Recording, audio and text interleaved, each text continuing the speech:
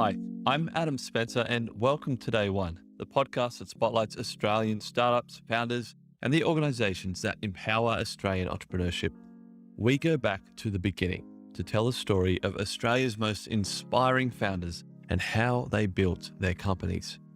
You're listening to a special interview series as part of a documentary W2D1 is producing about the history of the Australian startup ecosystem. This episode was conducted by guest host Will Tjo. Hi everyone, and welcome back to the Australian Startup Series interviews. Our guest today is Darryl Lyons. So good to have you on, Darryl. Yeah, thanks, William. Glad to be here. Could you introduce yourself? My name's Darryl Lyons. I work as the entrepreneur in residence for James Cook Uni in the tropical North Queensland Drought Hub, and also for national Agri-tech startup group called Farmers to Founders.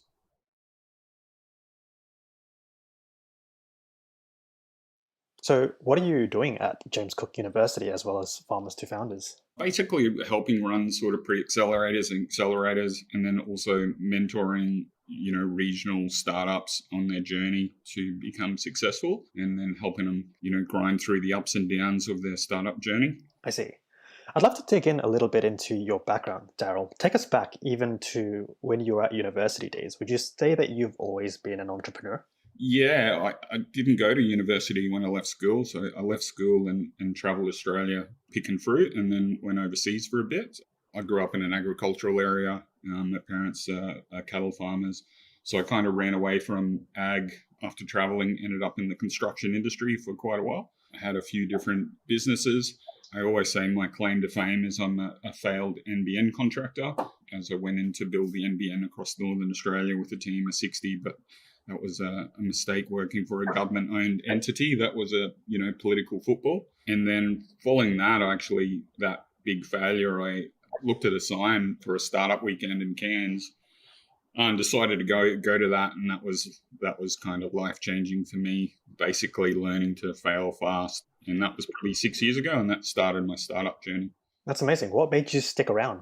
In the startups, or? Yeah, in startup land after you went into that startup week in Cairns. It just was a huge light bulb moment for me. It just lit me up and just realized the way I've been trying to run my businesses and create them and put so much capital and time into create something, and then not really hitting the mark sometimes. And then also working as a contractor in the construction industry was a lot of resources and time and squeeze of the industry, and it was really hard. Whereas how do you go and make something that's scalable and can kind of make money while you sleep? But more around like how you go around and do that for, not much equity in the lean startup methodology, which we did on the weekend. And then I went out and went, cool, this is what I need to do, and created 2 startups, which kind of fell over. But that was a good learning tool to continue there. What year was that when you first dipped your toes? So that was 6 years ago. So yeah, 2017. What was it like back then? Did you find that when you wanted to transition into this whole startup ecosystem, what was the support structures around you? Do you remember any notable organizations? Yeah, I went through a place called The Space in Cairns. And I guess as I've kind of learned along, there was a fair bit of involvement from the Queensland government back then to help kind of set up regional ecosystems.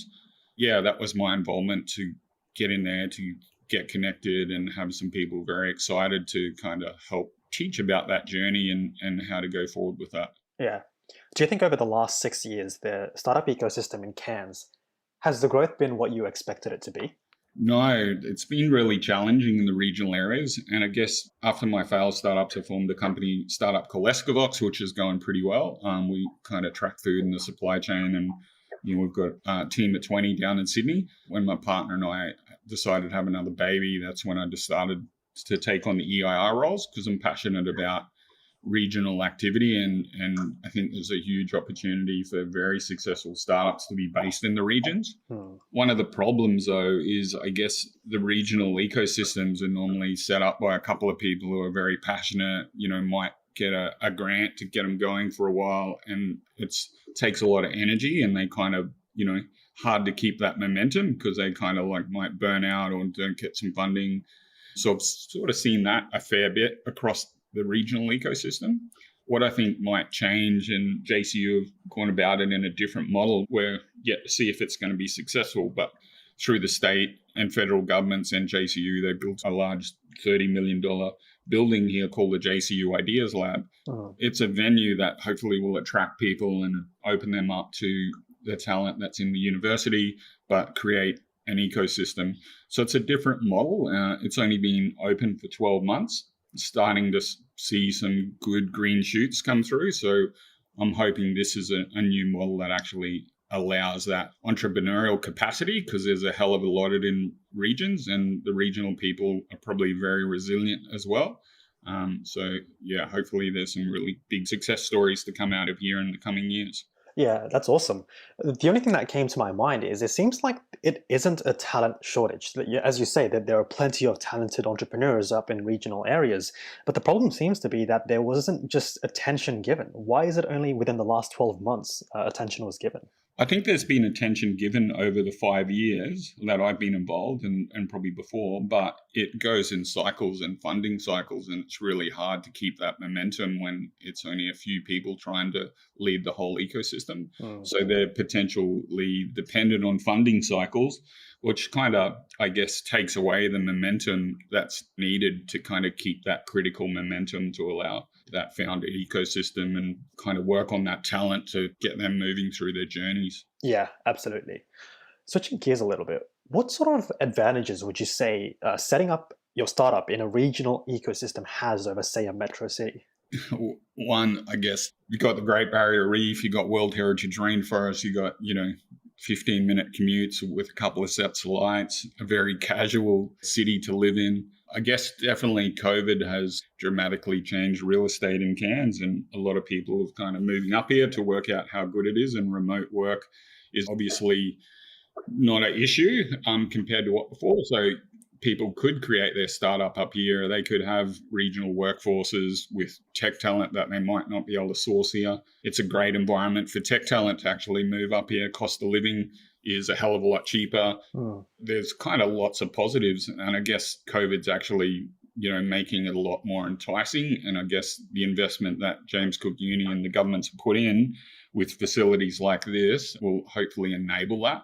Because I guess this gives confidence that this place was back for, a decade, and there's going to be support and an ecosystem in this building. So it won't be that stop-start momentum that might have hindered it previously. Yeah, definitely. Do you have any perspectives on potential solutions on what we could be doing better for regional ecosystems? Because you said that it's run only by a few people, and if they get burnt out, then momentum kind of dies down.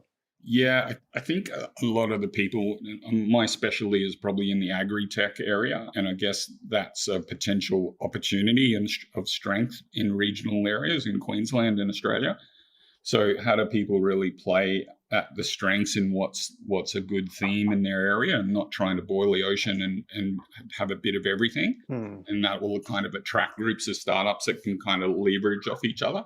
And then I think it's kind of like, how do we stop duplication of services between different regions that may be, for example, doing Agri-tech in the Darling Downs, in Townsville, in Mackay, in Bundaberg, and in Cairns? How do they all work together that can actually help those new startups and founders in that industry and help them accelerate? And I guess that enables a lot, getting a fair bit further with the bang for buck of what those regional ecosystems do have. Yeah. So it's just all about specialization. So when your ecosystem is known for, as you mentioned, Agritech, naturally all the people who are interested in that will start to flock towards that area. And it won't just have to be a couple of people trying to drive everything. Yeah, I think that's the opportunity. When you mentioned to try to prevent duplication of services, that kind of piqued my interest. Would you say that competition is a good thing? When say, Townsville and Cairns try to do the same thing, then they can try to compete with each other? I guess Cairns and Townsville have competed with each other forever, kind of like a Sydney-Melbourne kind of, knock each other off. But I guess, but in reality, though, if they try to compete on exactly the same thing and try to offer the same services to people, and it's just not, they're small towns compared to obviously cities, and there's a lot less people. So it's, And the resources we can attract due to the population are probably, not as large as the metro areas. So it's kind of how do you work together to use your resources to help improve, the overall ecosystems in each area.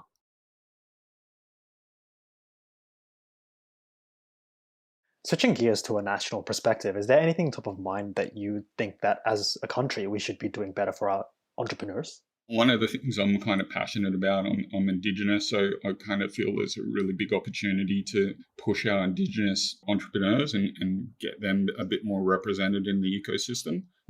I know there's a lot of people doing lots of different things, and that's becoming a little bit more topical. And I think there needs to be more momentum and support for that. Yeah, it'd be interesting to see if, I guess the other area that I'm really close in is in Agri-tech and just trying to get that recognized as an industry, which is kind of then recognized across federal government and state government and regional government, and kind of all ended up with a bit of similar policies to enable that area to flourish. And I guess that goes for any other vertical startup ecosystem regionally as well. Yeah. When you mentioned trying to support the Indigenous founders, what mode of support would you like to see? Is it funding or? What we're finding in a few of the programs and accelerators we run, there's a bit of an education around startup, which is a bit scary for some people, but there's a huge entrepreneurial capacity, and I think that's been there for tens of thousands of years. So I think there is a piece of education, and then I guess then there's also a piece of, in the accelerators we run, we potentially don't match them for like skill set as far as like runway and, runs on the board, because they're new to the whole startup scene. So if you nurture people through the different accelerators, they'll actually accelerate quite quickly. And I guess that goes back to my education piece. When I went to a startup weekend 5 years ago, I'm still educating myself around it. So it takes a while to get people on that journey and for them to be successes. So the more work we can get those Indigenous founders in early is going to start that pathway. And then we get around and celebrate the successful people as well, because, they're the shining lights so people can aspire to. Yeah, absolutely. It's all about just encouraging the tens of thousands of years of skills and entrepreneurial skills in the Indigenous founders, and educating them so that we can bring them along the journey as well. Yeah, totally. How about in terms of strengths as a national ecosystem? What do we do better than other countries? Speaking from a regional perspective, I think everyone's really genuine. They're genuine about their capacity. They have that entrepreneurial spirit, and I really like that honesty from the regional areas.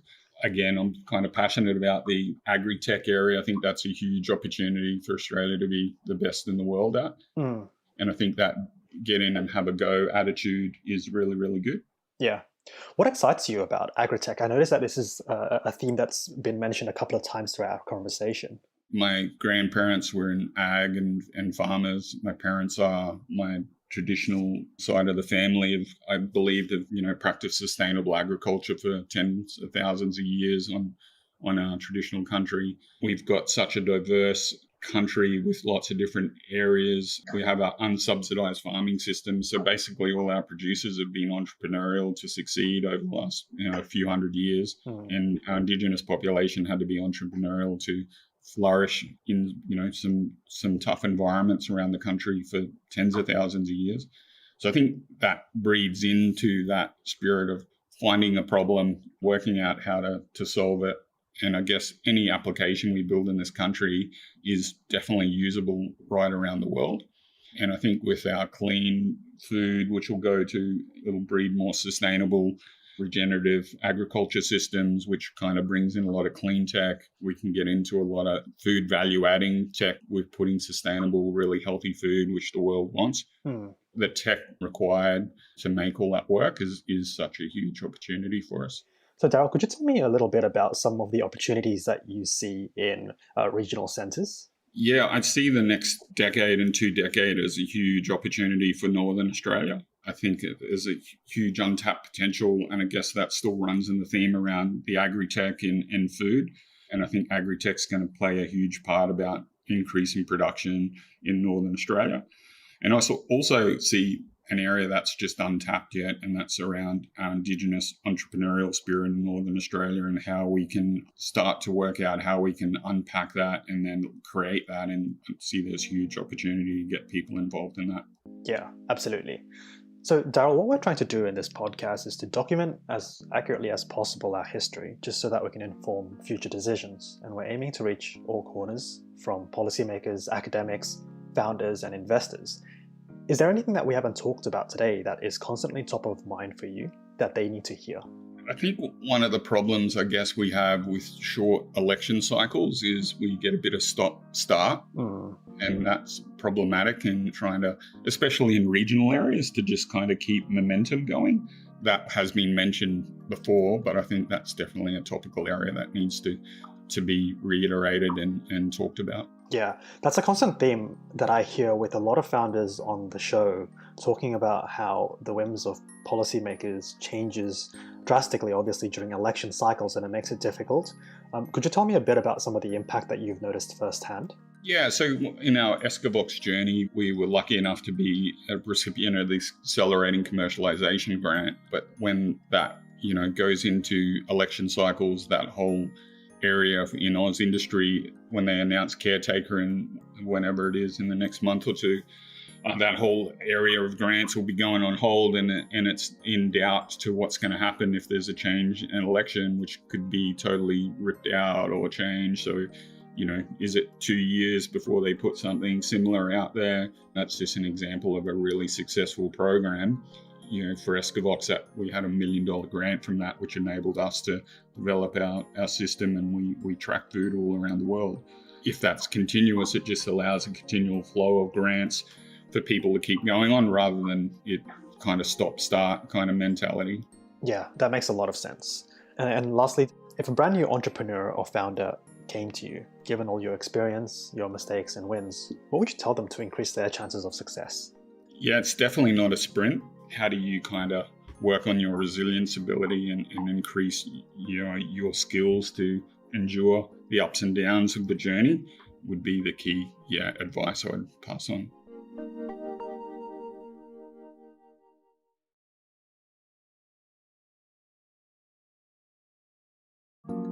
I hope you enjoyed that interview. More interviews are on the way. Follow the podcast wherever you're listening right now. Stay tuned for more interviews with many, many more amazing people from the Australian startup ecosystem. Thanks for listening, and see you next time.